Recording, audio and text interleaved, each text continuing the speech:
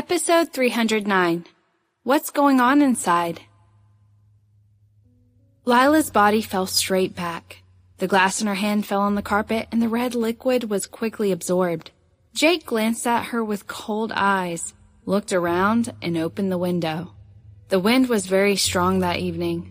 As soon as the window was opened, the wind threw the curtains high.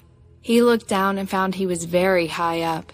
It was the top floor, and there were at least 40 stories. It was unrealistic for him to jump. Jake pondered for a moment, looked around, and finally hid in the bathroom, unbuttoned his pants, turned the button part out, and there was a small space inside. Inside the space, there was a small sealed pocket. Inside the pocket, a sapphire cross stud earring was in it. Carlito, plan changes, request backup. Half an hour later, Carlito took a tall bodyguard in black and went to the Oriental International Building. The bodyguard was dressed in black leather, tall and thin, with a pair of sunglasses. He looked quite domineering. The bodyguard who was sitting at the door knew Carlito. After greetings, he went to the suite where Lila was located matter-of-factly, knocked on the door and said, "Miss, it's me." It took a long while before the door was opened. Carlito went inside with the tall bodyguard. After about 20 minutes, she came out with a smirk. The bodyguards waiting outside saw her expression and curiously came over. All of a sudden, there were noises of things falling coming from the bathroom. With the expression of Carlito, those bodyguards felt even more curious, asking, "What happened? With this kind of voice from a man and a woman, what do you think they're doing?"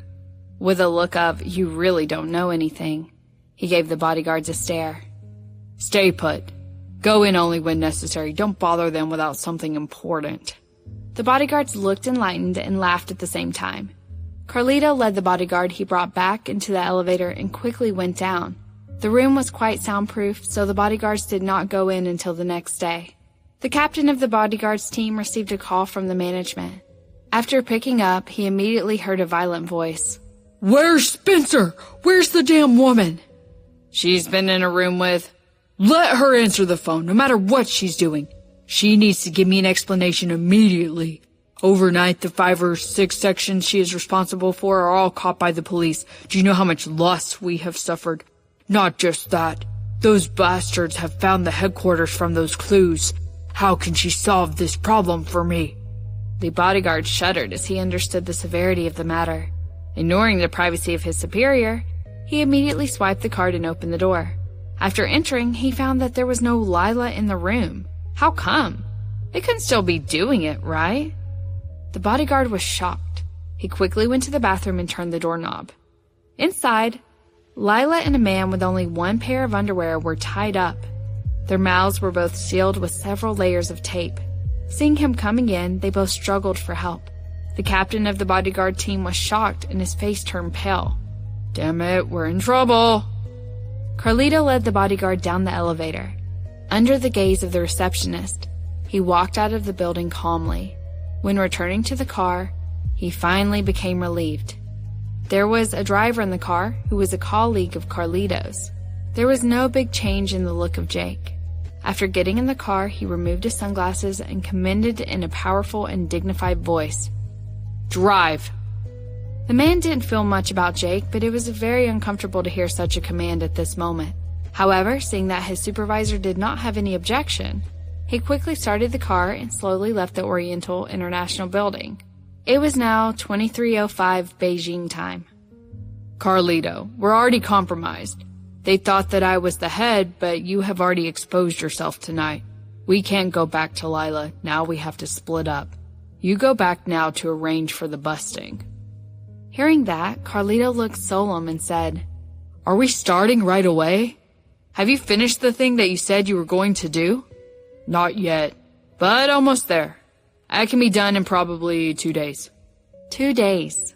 As long as he was given 2 more days, he could get the evidence of White's company crime. He had been preparing for 3 years, calculating for 3 years, and bearing humiliation for 3 years. Everything was just for what would happen 2 days later. However, they were exposed at this critical moment. Jake had thought of this possibility. What happened in Cox Enterprise was too significant. And according to his calculations, it should have kept them busy for at least 40 days. Too fast. Too fast. The Whites company was even more difficult to deal with than he had imagined. What should I do? We've been preparing for so long, lurking for so long. Jake's face was stern. It can't wait. They already know. If we keep waiting, everything we've done for years would be compromised. Now they're just beginning to have doubts, but we should take them down as soon as possible. Go and contact your colleagues and ask them to search for White's warehouse. There will be a good batch of goods hidden in violins or guitars. How about you? Hearing the question, he had something cold in his deep-set eyes.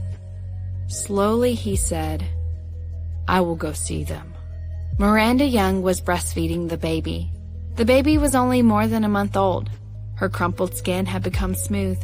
With fair and tender skin and gorgeous facial features, she looked like Miranda, especially her eyes. Little baby. Miranda was breastfeeding while teasing the child, unable to hide her smile. Suddenly, the room door opened. Stephen was wearing something other than loungewear for once. Looking out, he had a cigarette between his lips. It was not lit. His brows were slightly knitted, making him look a little upset, and he had a car key in his hand. When Miranda saw him, she asked, Are you going out? Yeah. Stephen came over and touched his daughter's little face. His irritated look became softer. The baby was full and spat out the nipple.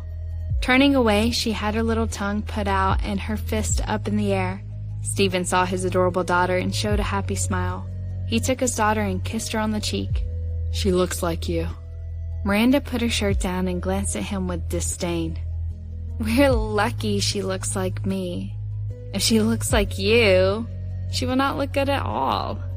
Stephen held their daughter close to Mira, rubbing his forehead against hers, and whispered, How dare you say I don't look good?